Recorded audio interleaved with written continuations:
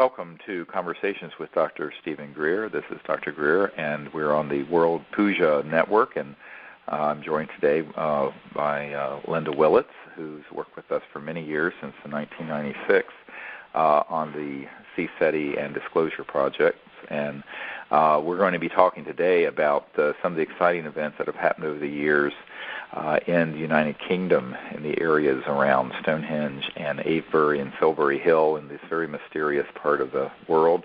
And Linda has been with me on a number of those expeditions, so we're sort of going to review the contact experiences that have happened and how they relate to the very strange crop circles that have been reported over the years. So, again, thanks to the World Puja Network for hosting us, and I think people will find this discussion very, very interesting. First, I'd like to say that I first started going to England in 1992. I had met Colin Andrews, who coined the term crop circles, in 1991, and he and I had decided that it'd be very important, given the early contact events at the Center for the Study of Extraterrestrial Intelligence, CSETI.org, has been having, that we should go to England to investigate if, in fact, there was an extraterrestrial connection to the crop circles, and if, indeed, they were under some kind of conscious manifestation as opposed to some natural phenomenon.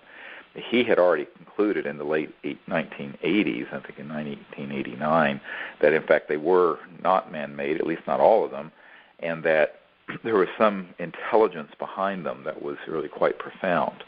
And so Colin Andrews, who had done some magnificent research and continues to do magnificent research in the area, inspired us to go over there and do an expedition. So we went over in 1992 to the area around in Wiltshire, the county of Wiltshire in England, which is kind of west-southwest of London, I believe, and it's very famous for having some of the ancient monolithic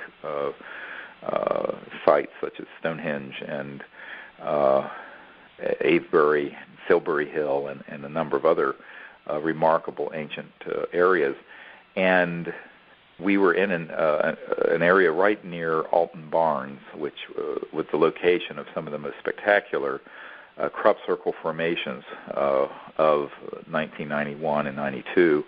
And so we were on a farm in 1992 at Alton Barnes, and it's actually the same one we're going to be using this year. We're going over there with a research group, and it's about an 1,800-acre estate that has wheat and other crops grown on it, and it's in an area where Woodborough Hill, if you get on a map, you'll see that there's a site called Woodborough Hill that's sort of surrounded by this huge 1,800-acre farm. And so we went there with a relatively small group of people, and on one of the nights, we decided that to do an experiment in consciousness, and this will be something that I think World Puja Network listeners will be interested in, because it's all about higher states of consciousness when you start talking about pujas and the Vedas. And so we went to up on Woodborough Hill and decided once we arrived on site that we would contact the extraterrestrial civilizations that we felt were behind the authentic crop circles that were appearing, and transmit to them a specific form. And the form that we ended up projecting is now the CSETI logo. If you get on the CSETI.org site, you'll see a whole report on this, by the way, and it is three circles made into an equilateral triangle connected by lines between the circles. And that was what we had decided we would send to the ETs using remote viewing and higher states of consciousness by connecting to the extraterrestrial civilizations and the spacecraft that had been seen in the area, and ask them if they would please make exactly that form in a crop circle, in a field, while we were there. And So we did our protocols where we sat in a circle together and did a meditation using the mantras and using the remote viewing techniques that we've developed. And we then connected to the ETs and showed them this perfect equilateral triangle consisting of 3 circles connected by lines. And then we continued to do a number of other contact protocols, and we saw a number of ET craft very fast moving across the area, which we later found had in fact been filmed by people who were on some of the hillsides around us. In Golden Ball Hill, there was an object seen, and a number of other sites. Well, Sherry Adamek, who at that time was working very closely with me and had gotten involved in 1991 in the project, and I were a couple of days later ran into a gentleman who had been an intelligence agent with the government of England, and who had retired but had a strong interest in what was going on with this phenomenon. And we ran into this gentleman, and he had been keeping a logbook, and he had just come from a new crop circle, and he had opened his book, and he had a drawing of it, and it was precisely the form that we had projected mentally to the ETs and asked them to make a crop circle in that form, what is now the CSETI triangle. And when Sherry and I looked at it, we virtually burst into tears. We could not believe what we were seeing. And we asked this man, I believe his name was Ralph Noyes, and I said, where is this? And he says, well, it's over at Oliver's Castle. And, of course, I was visualizing a big old British castle. And Oliver's Castle, as it turns out, is actually a cliff. And it's a geological formation, and at the base of which is a farm. And it was not far at all from where we had been doing our contact work the night that we sent this shape out to the ETs. And so Sherry and I raced over there at 100 miles per hour, I mean literally, and climbed up onto this, drove up and walked out to the edge of this cliff where we could look down onto this farm. And there in the field was precisely and exactly the shape that the 12 of us or so who were up on Woodborough Hill that night had projected up to the ETs, the crop circle makers. And it was in a field that was not at all far from where we had been doing this work. Now, no one else in England or in the world knew that this is what we had projected, and it appeared the very night, the wee hours of the morning, that we had done the CE5 where we asked the ETs to make this form. So no one knew about it. It wasn't like this was advertised or public. In fact, we didn't even decide on what this form and shape would be until we got out there very late that night. And the farmer found that in the wee hours of the morning, maybe at 4 or 5 in the morning, because he was trying to harvest some of his field during some dry weather, and there it was. And it was as if it had been lifted from our consciousness and our mind and placed in the field.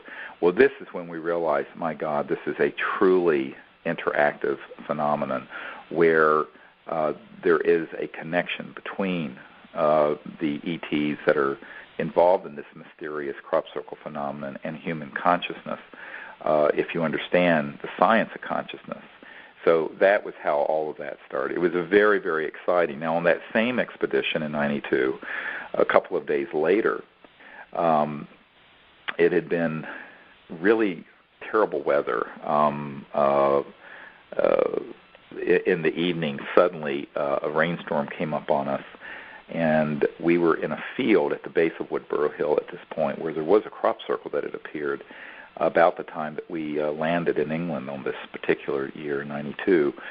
And a lot of people felt it was a very strange kind of storm because as we were sitting in the field, we noticed that from above there were these lights circling counterclockwise on the clouds, swirling counterclockwise, but not from below, like you'd have a searchlight, but from above, because there was no source from the ground.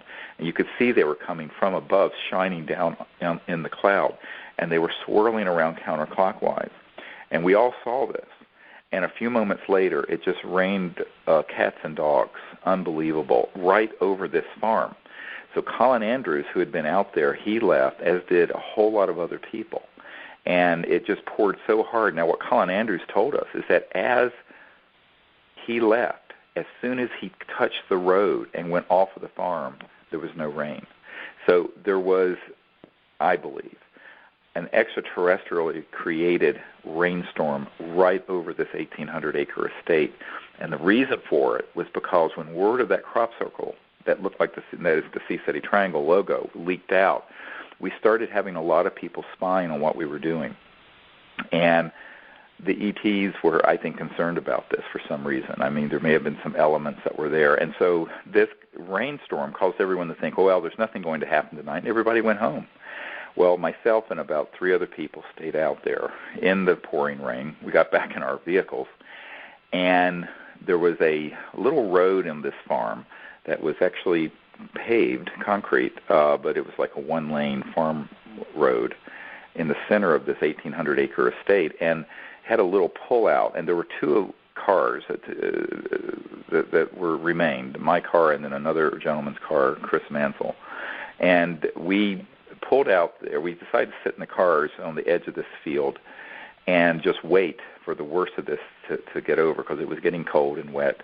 But my intuition, I was being told repeatedly, later, that something would happen later. So we didn't leave. And so we remained there. I will remark that as Colin Andrews was leaving, we saw a red orb appear at the back of his car, as if it was following him out. Now, interestingly, after a while, it was probably after midnight. I have to look at my notes. And suddenly there was a banging on my window of the car, and it was Chris Mansell, and he'd come out and he'd said, so I rolled the window down. This was a car that didn't have electric windows, so I had to get the old hand crank, and you never see these in cars anymore, except maybe in Europe. But so I cranked it down, and he was there saying, he says, there's a spacecraft in the field lit up like a bloody Christmas tree. And, of course, he was a big jokester, and I just chuckled, and I said, yeah, and I'm Santa Claus. And he says, no, it's here. And he stepped aside, and I looked right beside him, and about 10 feet above the field, in the field that we were in, was about a 100-foot diameter disc that was fully materialized, rotating counterclockwise, just like the lights had been that created this rainstorm, in the field. And I mean, we're not talking miles away or even hundreds of yards away. We're talking a few hundred feet away. So I got out of the vehicle immediately, and I said, oh, my God, they're here. And this was the most beautiful thing, because it was counterclockwise in how it turned, but the lights that were around the edge of it were these multicolored red and white and amber, and they sort of bled into each other. So they were going both directions, left and right, sort of bleeding into each other in the most beautiful formation of lights. And then it came up to sort of a cone on top, and then there was a set of amber lights on the very top of this disc. This was very, very clear, even though at this point it wasn't pouring rain. It was just sort of misty and drizzly and very British weather. And so we got out, and I turned. There was a woman with me who was from the United States, who was a PhD psychologist, and I said, look, we need to signal to this craft and let them know that we see them now and invite them to come closer.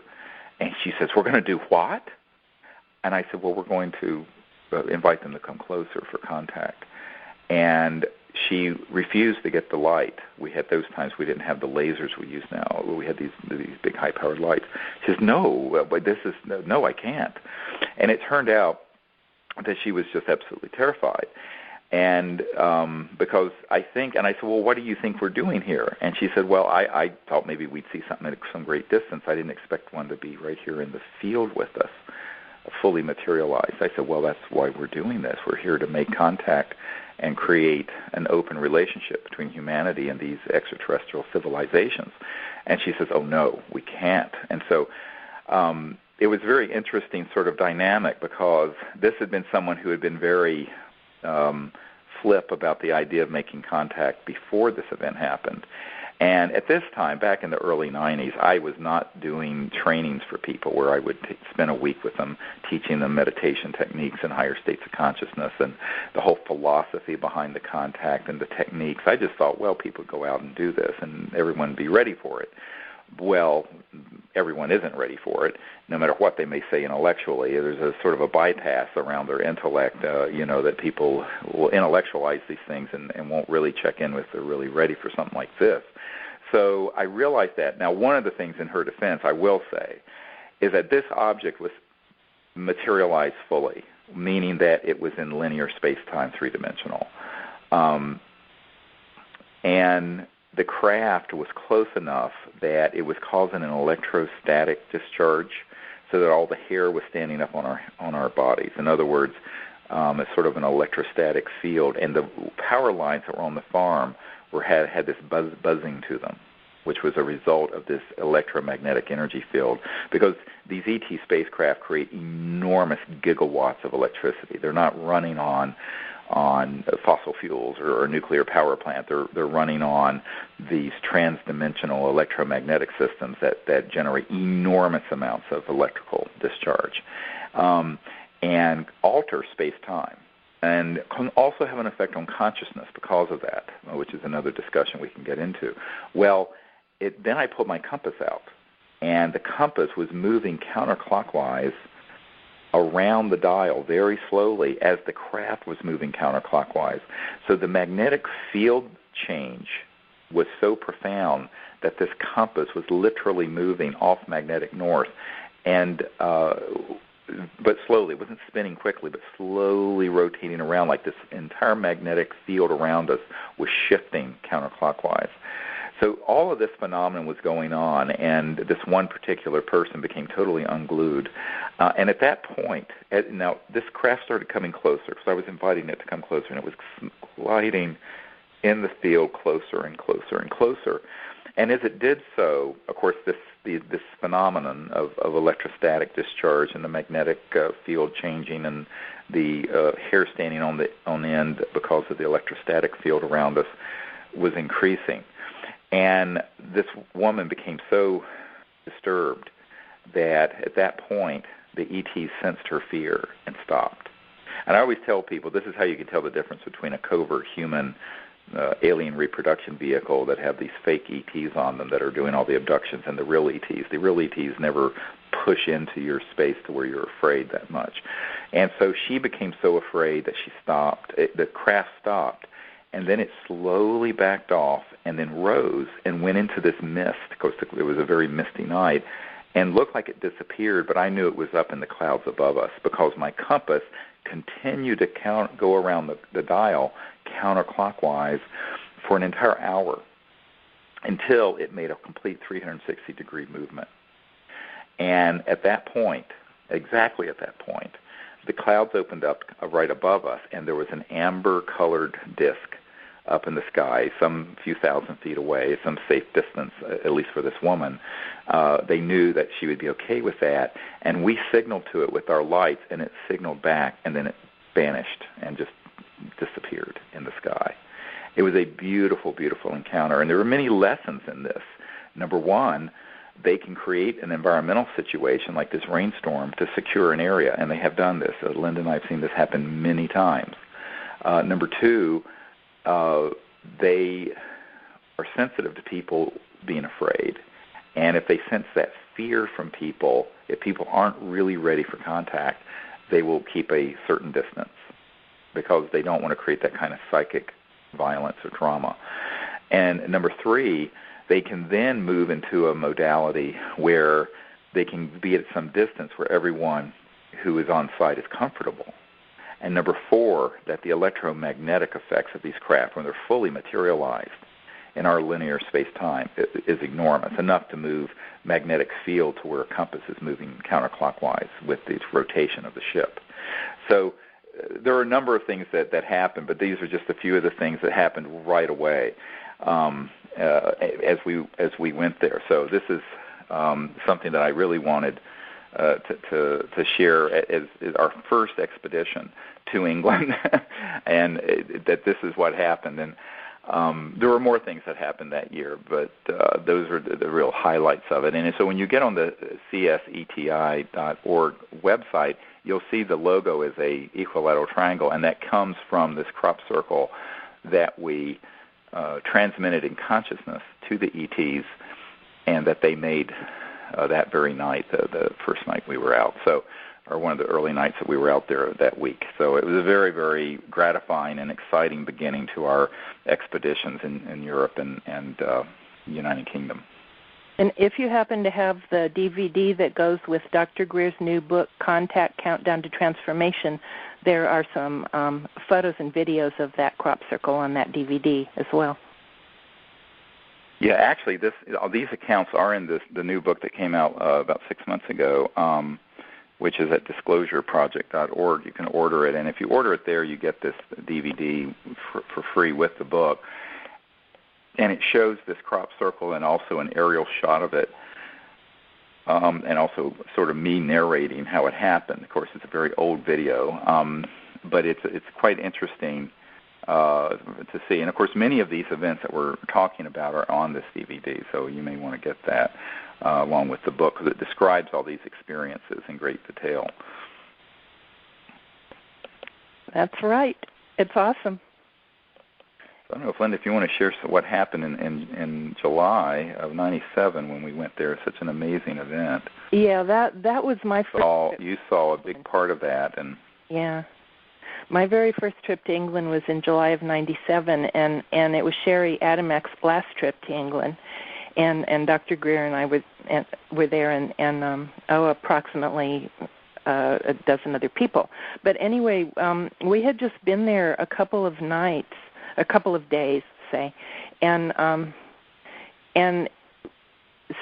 Dr. Greer and Sherry were tired, and they had decided to go do some laser work. That was when they both had cancer. Dr. Greer had a melanoma removed and was getting another one, and Sherry had cancer at that time as well. So they were in Dr. Greer's room in this big manor house where we were staying, but we hadn't been there that long, and I didn't really have a total idea of whose room was where in this house or anything. But before they retired for that evening, Dr. Greer had told me specifically he had felt something would happen around 10:30 in the evening or shortly thereafter, so we needed to be out doing our field work by 10:30. And the sun doesn't really go down in England till close to 10:30. So we did get out there. I made really sure that we got out there by 10:30, and we were doing our field work in the backyard of this big manor house. And our group was sitting there, and we were kind of all facing actually the same direction. There weren't that many of us, maybe 10, looking at the house. Some of the people had gone to bed early and everything. We were tired, and so there was like a tree. There was a big tree to the left of the house, and from behind this tree flew this white ball, and it was about between a fat softball and a volleyball kind of size, and it arced from behind the tree and we could clearly see it went in the bay window of this house that the tree was directly opposite. After it arced right in and went in that window, and we're like, that went right in the window of the house. And Ron Russell was out there with us, and he said, well, that's Steve's room. And so we were very, very touched by this, because it was a beautiful shining white, light ball of light that went in there, and we felt the emotion from it, and we felt that we felt its sympathy and its love, and we really got that, and we were very touched by it. And this happened, by the way, at 10:34 p.m. I'll never forget that, because the next morning we dashed up to Dr. Greer and Sherry and said, guess what we saw at 10:34? We saw a ball of light fly right in your window, and he can tell the rest. Well, yeah, and see, it's amazing, because had they not seen it, we would have never shared this story with the world. This was a period of time when there were a number of people on my team that were having electronic warfare systems inducing cancers, and we had, Sherry had cancer, I had cancer, there was a member of Congress that had cancer that was dying. who was helping us with getting the Roswell information out. And there were many, many things like this that had happened. Bill Colby, the former CIA director who was trying to help us, was murdered and was found floating down the Potomac River. And it was a very difficult period. And this is recounted in my book, Hidden Truth, Forbidden Knowledge, and also in this new book, Contact, Countdown to Transformation. So, you can read about this in a lot of detail. But so Sherry was very, very tired, and she and I knew that one of us was going to die, that somehow that one of us wasn't going to make it. And this was a very intense situation. So we were upstairs in my room and in the sitting area of the room, and we were doing some things with meditation and healing and whatnot. And suddenly we saw this beautiful, white, scintillating, sparkling sphere of light fly in the bay window that Linda just told you about, all of them sitting out on the manor house grounds of this fabulous old estate that we had rented, what they had seen. And we didn't know anyone else saw it, but it was exactly at around 10:34, right after 10:30. And I saw it come in the window, and it came in and turned to my right, its left, and went over to this fireplace and hovered, and then it elongated into about a 3 to 4 foot tall extraterrestrial being. And the lights were all on in the room. I mean, it was visible absolutely with the naked eye. And Sherry was looking down. She had some kind of a laser thing she was doing for some treatments. And I said, Sherry, look, we've never been visited. And she looked over, and here is this ET being who was telepathically and mentally radiating gratitude for the work we were doing and tremendous honoring of the project and a lot of sympathy. It was very emotional. And Sherry and I were just moved and just shaken by this, frankly. It was an incredible encounter with definitely an extraterrestrial, very, very evolved, kind, and loving ET being that had been with us during this work, and is still with us in this work, that came in to the room that night. And we really had sworn that this was so bizarre. Who would believe that this, transdimensional ET would come in a spherical ball of light and then elongate and be there standing by the fireplace inside the house. I mean, this sounds so far-fetched that Sherry and I said that we really were going to keep this story to ourselves until Linda came up to us, and everyone came up to us the next morning and said, oh, my God, you wouldn't believe what we saw. So then, of course, we told them the rest of this story about this, that this was actually an ET. And it's interesting because we're sort of making full circle because this is 1997. And in this past November in 2009, just, 5 months ago, we had a similar area of light, a very similar shaped object, appear out at Joshua Tree National Park with us. It followed us up from this area where we had seen a craft land way out in the Joshua Tree National Park on this high plain way up at about 4,000 feet. And this is, if you go to CSETI.org, you will see a picture of this person that is hovering right outside our circle above the chairs. And it doesn't look that great on the Internet, but when you see it on a high-definition screen, it is absolutely a person. But it came in as this energy field, as a sphere and an orb. And in this orb, there's a projection of light, and this ET is just hovering in it. And Raven Nabulsi got that photograph because she intuitively felt it was there and took the picture with no flash or anything. Just kept the shutter open for about 30 seconds, I believe, and there it was. Now, the reason that's so important is that it's exactly what you would expect of extraterrestrial civilizations that have to go faster than the speed of light. And I've been talking about this since the early 90s. And it causes people to really scratch their head and go, well, wait, because everyone's expecting everything to always be material and physical. And I said, well, it is physical, but it's transdimensional. It's sort of like your astral body is physical, but it's not material physical. It's etheric or astral or this other kind of energy.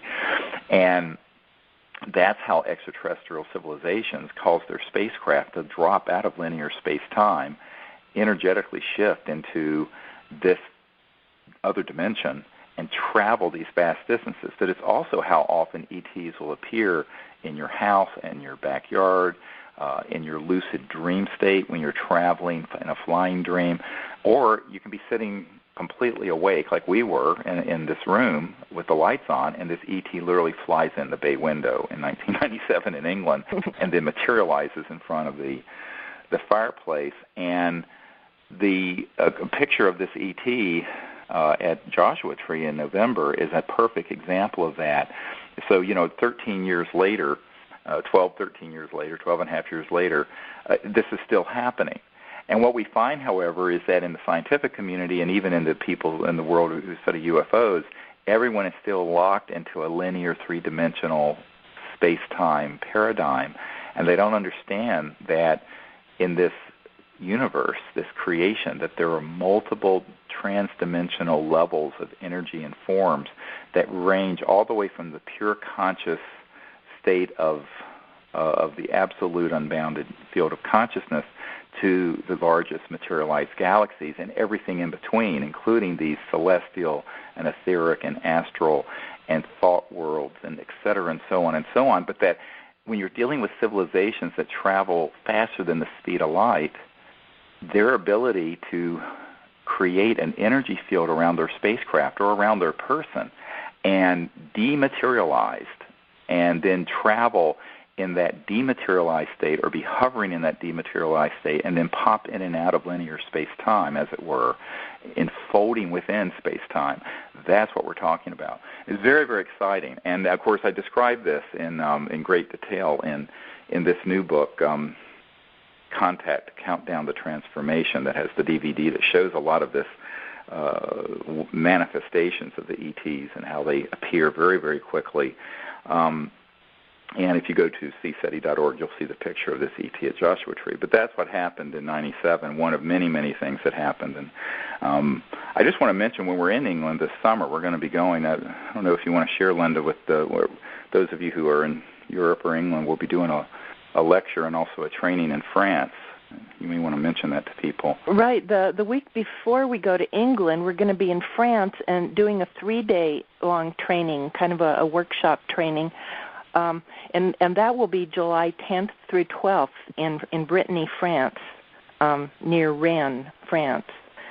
And then the following week, July 16th through 23rd, we're going to be in England. And on the 17th, which is a Saturday afternoon, Dr. Greer's going to be doing a public lecture in a town called Melksham, which is, and this information, by the way, is up on our website, CSETI.org, and it's under events, and the UK lecture information is listed there. But it's Melksham Assembly Hall, and it's in Wiltshire, sort of west of Marlborough, which is a popular location in the crop circle area of Wiltshire. But this will be an afternoon lecture. And and I'm going to be showing these videos and photographs of these beings, as well as a number of new ones that we've gotten just recently in the last month or so at the Outer Banks of North Carolina, as well as in Florida this winter, and a lot of the videotape, including of more than several craft materializing into space-time and then dematerializing right over the beach at the Outer Banks that happened about a month ago. So we're going to be presenting all of this for people at this presentation, this public talk in England. So those of you who are able to come to that, that's great. And we'll be also presenting this in Rio Rico, Arizona, for a 3-day conference that we're going to be having in October, which is also up on the website, where Colin Andrews and Richard C. Hoagland of NASA and Monumental Mars fame, and Dr. Ted Loder on the energy projects, and myself will be presenting for those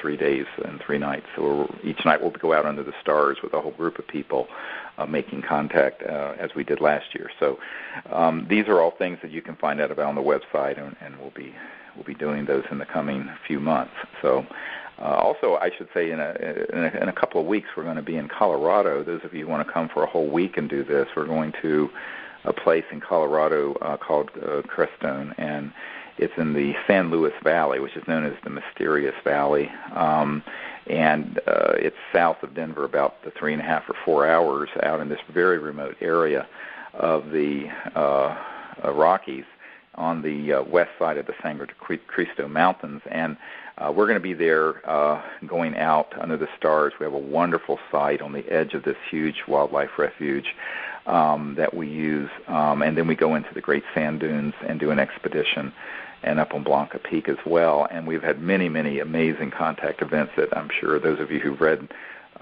Hidden Truth, Forbidden Knowledge, or the new book, Contact, The Countdown to Transformation, are familiar with. So we're going to do a whole week of training there where we'll be teaching people meditation, and we'll be doing a puja up on Blanca Peak for everyone and doing a meditation training as well as the contact training of how to teach people how to make contact and what the protocols are. So those of you who can come, that's in June, and the dates are the 13th through the 19th. And it was actually on our Blanca Peak site near Crestone in 2008, and unfortunately it was like about a month before we got our night vision camcorders, but that was the year that the lights, the ETs made the stars in the Big Dipper go out in some kind of pattern. It was clearly a pattern that was interacting with us. It was so amazingly cool, and it turned out it was a CE5 because Todd Goldenbaum, one of the members of our group, had asked the ETs if they could turn off some of the stars in the Big Dipper. And we were all looking at the Big Dipper, and literally there's 7 major stars that make up the Big Dipper that are very, very bright ones. And like one would go off in the corner of the bowl of the Dipper, for example. And then we go, look, that one went off, and it would come back on, but yet another one would go off. And then at one point, a few of them were off at the same time, and then we'd say, oh, look, they're all back on again, and then one would go off. And yet, even with my night scopes, you couldn't see anything in that area, so there was some invisible energy field that was occluding the stars in a pattern, and it did this for like 23 minutes in some kind of mathematical sequence. I so much wish we had a night scope hooked to a camera. We got it the next month, actually, in August of 2008, but we didn't have it at that time, so the regular cameras couldn't film it because they're just not good enough to film that kind of detail at night. Now we do have it, and that's what you'll see on this DVD that is with the new book. Some amazing images of things that just normally regular cameras miss. But, and I think that what people have to understand is that the ETs find a way to communicate in an infinite number of varieties. It can be through the crop circles. It can be through tones that we hear. It can be through doing things like that with stars. It can be with a craft that's fully materialized, signaling to us. It can be with a being that appears in our room. It can be weirdness with the electronics. We talked about we have these electronic detectors that are magnetic field detectors and electromagnetic detectors that we take out that will be out in the middle of an 800,000-acre national park like Joshua Tree, and in the middle of this electromagnetic, no man-made source for this, they'll start going off in a pattern. And if you read the book, this new book, Contact, Countdown to Transformation, there's a whole chapter called the Orion Transmissions, where we had this craft emerge out of Orion, and then we had these detectors going off for several hours that resulted in this sort of signaling that I tried to interpret and as best I could in these transmissions that are in the book. And so there are many, many ways, and of course, some people who are locked into sort of a linear, sort of Hollywood movie sort of view of extraterrestrial existence are often so amazed how much more beautiful and complex it is. And I said, well, of course, because if we're dealing with civilizations that are really traveling from another star system to our star system here at Earth, they can't be using, something like the space shuttle or going at anything less than multiples of the speed of light. But if you go faster than the speed of light, you can't stay in a material linear form. You have to move into another dimension. You have to move into another type of energy form that's what we call trans-dimensional, that crosses through various dimensions. And that's what we're dealing with. And that's why it's so amazing what we're documenting and seeing, because it's really opening up many people who come on these expeditions with us under the stars with CSETI, the sort of reality of our future, because we really are, in a sense, seeing the human future and the potential of what's happening.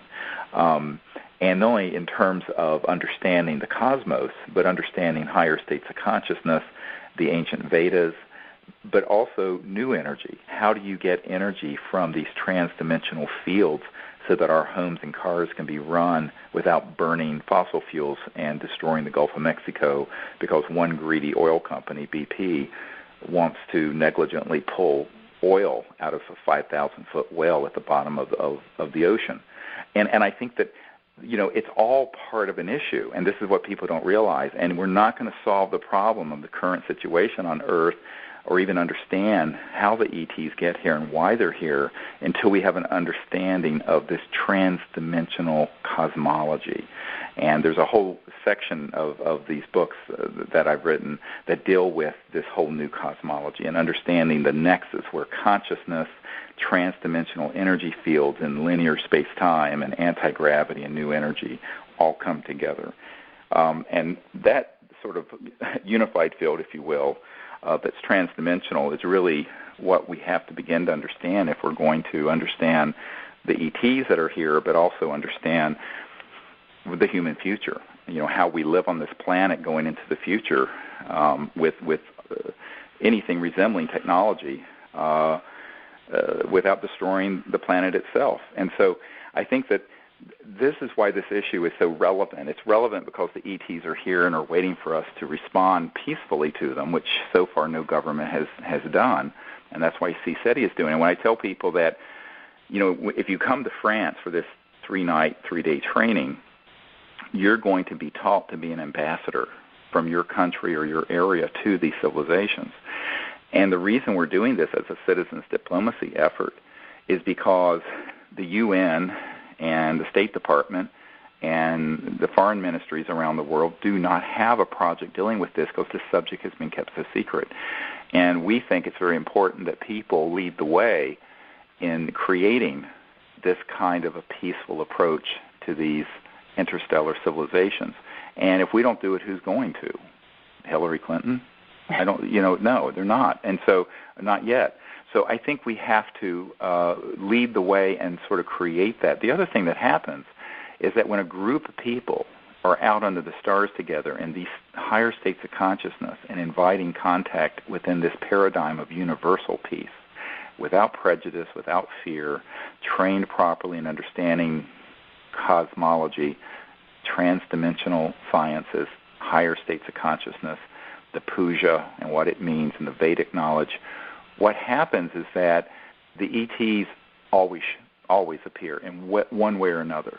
We have never not had them appear. Never. They've always appeared. And so somehow, and what's interesting is that what they're saying to us by doing that is that they're very eager to have this kind of link with humanity within this paradigm of universal peace. And that's why we do this without any picking and choosing amongst different ET groups. We don't say, well, we want the ones that look like white, Nordic, Anglo-Saxon people. Any extraterrestrial civilization that can come to Earth, we welcome contact with, without prejudice and without fear, because the purpose is to create universal peace, not to go from global conflict to interplanetary war, which is what the secret government wants us to believe. So I think that it's very important that we be sort of this trailblazing group, and by modeling it, what's interesting, if you study the whole idea of morphogenic fields and Rupert Sheldrake's work, and the whole concepts that Larry Dossey talked about, another fellow physician who talks about non-locality of consciousness, is that when a group of people start doing something, it affects not just the local area, it affects remote areas because of the effect of consciousness. And conscious mind is a non-local, omnipresent field. It's omnipresent and infinite, and it crosses space and time, transcends space and time. And yet it's present at every point in space and time in its fullness, which means that when a group is doing this, it's having an effect on every person on the planet as well as other planets. And so we do a meditation, actually, when we're all together, when you have 30, 40 people doing a deep meditation, where we actually see the future as this peaceful, universal time where humans have become peaceful and are traveling amongst the stars together in peace, but also where the people on Earth are living in a way that's wise, with very advanced sciences and knowledge that are used for peaceful purposes, not weapon systems, but for peace, so that we eliminate poverty and eliminate environmental destruction, because these sciences and technologies are already on this planet. We already have them in classified projects, but we're going to have to figure out a way to bring them out and to use them peacefully. And so all of this is part of a project, and this is why we have the 3 projects. CSETI, which is the Universal Diplomatic Training Program, Disclosure Project to disclose the top-secret witnesses and documents and information that prove that these projects are real and are going on within classified programs. And then, of course, the OrionProject.org that's working to identify scientists and technologies to bring forward that would replace the current paradigm of oil and centralized utilities and burning coal and digging up coal and nuclear power, which, by the way, those of you who think nuclear power is an advanced technology, I want to remind you, all a nuclear power plant is a old-fashioned 1800s steam boiler that it heats up water and turns a steam turbine, chug, chug, chug, like an old railroad chugging along. The only difference is that the heat is coming from splitting an atom, which is called fission, and it causes enormous amounts of radioactive waste. And so basically we're creating all this radioactive waste and radiation, which I'm sure is absolutely horrific. And the ETs we know are monitoring this because they're concerned about what we're doing to the genetics of this planet. The total genetic footprint of the planet is really being harmed by all this radiation and chemical pollution. But all you're really doing with a nuclear power plant is heating up water and turning a steam turbine. I mean, it's not any more advanced than that. So, people who think that that's a really advanced physics solution to the energy problem need to have their heads examined. It is not. It's a very crude and very dangerous way of getting energy, particularly compared to the hyperdimensional, if you will, physics that deal with getting energy from the fabric of space-time. So I think that these projects, a lot of people don't understand how they're connected, but they're intimately connected because it has to do with the human future and creating a transformative civilization on this planet that enables us to, number one, live on this planet without destroying it, eliminate poverty and the roots of war and the haves and the have-nots, create a truly sustainable long-term civilization that can be at peace, that can then go amongst the stars in peace. Now, there are very powerful interests that want to be sure that we continue to have warfare. And this is why the whole ET issue has been couched by Hollywood and the big movie makers and studios and people like Stephen Hawking and others who are trying to say, oh, well, there's a threat out there and we can't possibly make contact. And if we do make contact, they're going to come here to Earth and try to mine our resources here and colonize the Earth, which is the most childish and ridiculous anthropocentric projection I've ever heard. Now, imagine this. You're an interstellar civilization capable of interstellar travel faster than the speed of light. You have all these advanced technologies, and you're going to come to an armed camp like Earth with 7 billion people armed to the teeth with tens of thousands of nuclear weapons aimed at each other? I don't think so. I mean, when there are worlds out there that are just like Earth was a few 100 million years ago with life and minerals and forests and whatever there is that would have no civilization on them at all. Why would you come to Earth? So there's this ridiculous sort of paranoid view that people like Stephen Hawking and the people at Lockheed Martin, there are a couple scientists who recently wrote a book in the last few years about, how there's going to be a threat from outer space. And the reality is that we're the problem, and we're the threat, and we're the ones that need to get on another sort of transformative page here in a direction that we have not been doing for the last 100 years that we should have been, and that is creating a peaceful world, bringing out these hidden sciences and technologies, and going out into space peacefully. And what we're going to find, what CSETI has found, I mean, if you come on these expeditions, you'll see that when people are on the same page about approaching this with a new mind, a new consciousness, the ETs appear even when we're being harassed with jet fighters flying overhead and helicopters and police that will try, soldiers that will drive in up on the site with their lights off and try to sort of intimidate what we're doing. And this has all happened in England.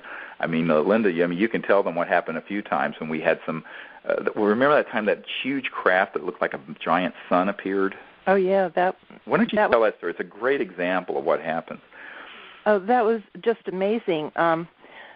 And we were up on before we even got to Woodborough Hill, we saw it one night on Woodborough Hill. The very first night we were in England in I think it was 98. Yeah, it was 98.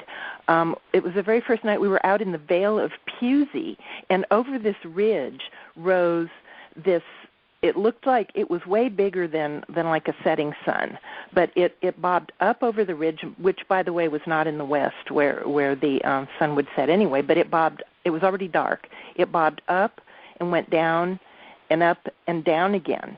And within 30 seconds, there were jets and helicopters flying over in the area to suppress this giant craft that had shown itself to us.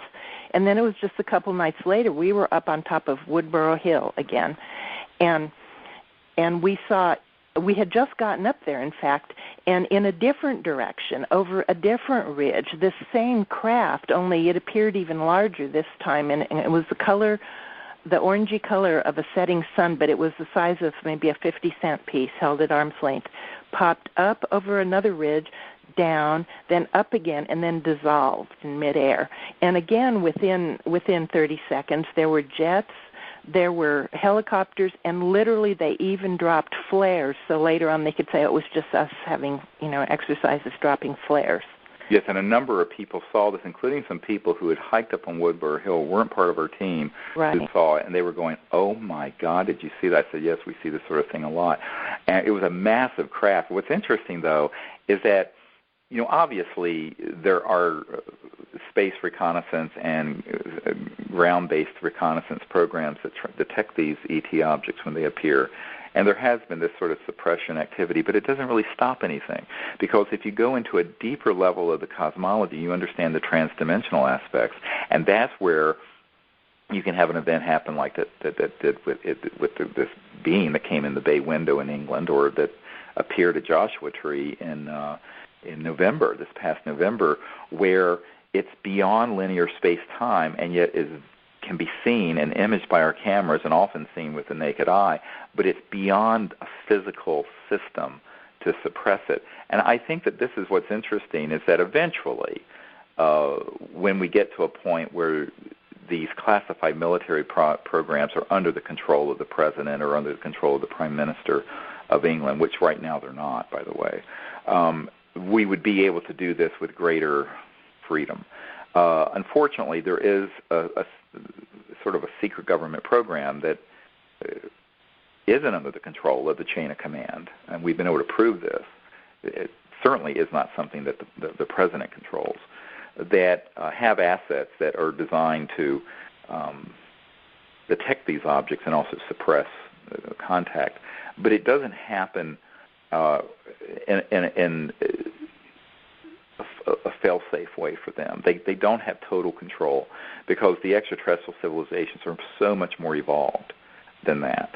And however, for us to appreciate that, we have to evolve. We have to evolve to an understanding of the full spectrum of reality that goes from the ancient Vedic concepts that all this is that all of everything that exists is actually consciousness resonating and phasing at whatever frequency, even if it's a star or a plant or a tree or what have you, that everything is awake. And that within that understanding, you have multiple levels of transdimensional reality that interstellar civilizations that dematerialize and rematerialize are in full control of and in touch with. And it's very powerful. And once you understand that, then you can understand how contact can proceed even in the current state of the world, which is admittedly highly dysfunctional. So I think that's, the reality of it, and that's what we teach people how to do.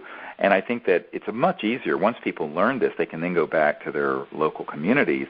And obviously, we're sort of a lightning rod that sits up very high, that's very prominent in this field. But people who are doing this on their own, they're able to do this with much less surveillance than, say, an announced event like what we do. But the training events are very important because it brings people together from all over the world. It's exciting. This event we're going to be doing in France on July 10th, 11th, and 12th. We've been given the use of a 2,000-acre ancient estate that predates the formation of the French Republic, actually. And the family that owns it were actually involved in the forming of the French Republic. And they're so excited about hosting us there on this ancient estate where there has been contact. Both the owners of the estate and their mother once were having dinner, and a craft appeared right outside the house, this huge chateau. And they actually took a picture of it, which we'll share with people at this training. And then at another time, there's a sort of a pond in front of this huge chateau, and one of the groundskeepers was coming in, and they saw this quasi-materialized ET craft. It wasn't very big, that appeared right over this lake that's in front of the house. And so this is an area that's had contact, and it's going to be very interesting to go to this area and do the CSETI protocols with a group of people we're training. So I hope those of you who can make it to France, it'll be a wonderful experience. And it's in Brittany, which is, of course, southwest of Paris, and we're going to be about half an hour from the city of Rennes. In France, and it'll be a very exciting expedition for those of you who can make that. And again, those of you who have time and can take a week to come to Colorado next month in June, from the 13th to the 19th, we're going to be doing an expedition there as well. We've got about 3 more minutes, and I want to fit one more last thing in having to do with this triangle theme that we started with, the CSETI crop circle. Oh, yeah. That circle was very meaningful to Colin Andrews. He told us in his talk last October at Rio Rico, which, by the way, he will be there again relating more of his crop circle information, and he'll have new information that will be involved in fact, after this year. But the triangular theme, when he was first beginning to research crop circles, I pulled up one of his slides from that talk in Rio Rico so I could get this right. He was having CE5s, which Dr. Greer coined the term for, which is a communication in consciousness with the ETs. You ask them to do something, and they'll often show it to you. And he and his fellow crop circle researchers in those very early days noticed, there would be, crop circles were quite simple then. There would be like a circular one, and then in another field there'd be a different shape, and they'd say, well, wouldn't it be cool if the ETs would do concentric circles or mix this shape with that shape, and the next day they'd find that it had happened. And so he mapped all these crop circles that happened in this very early period and found that they happened in a triangular pattern between 3 cities. And I'm not sure if I'm saying it right, like they would say it in England, but if you think an equilateral triangle, the city at the top was Wantage, Wantage, and then the city in the left point of the triangle was Warminster, and the city in the right was Winchester. Right. And these were, each of these cities was 41.5 miles apart, making a perfect triangle. And the beginning of all these words was want, win, and war. So that was one of his early communications, in crop circles, and of course he's been doing it ever since. Right, it's an amazing thing. And this, of course, we have these beeping tones that were recorded in a crop circle by the BBC cameras back in the late 80s that we project out into space as part of our contact protocols. And we'll be, of course, train people in that. And when you actually come to these trainings, you get an entire sort of training kit that has all this information in it. But it's really quite exciting. Well, I'd like to thank Linda for joining me and sharing her accounts, as well as the World Puja Network for hosting us. I hope to see some of you at these upcoming CSETI events, and I appreciate all of your support. And again, thanks to the World Puja Network for letting us have this hour with you every couple of weeks. This is Dr. Stephen Greer, and this has been Conversations with Dr. Greer. Well, until next time, take care and keep looking up. Bye-bye. Bye-bye.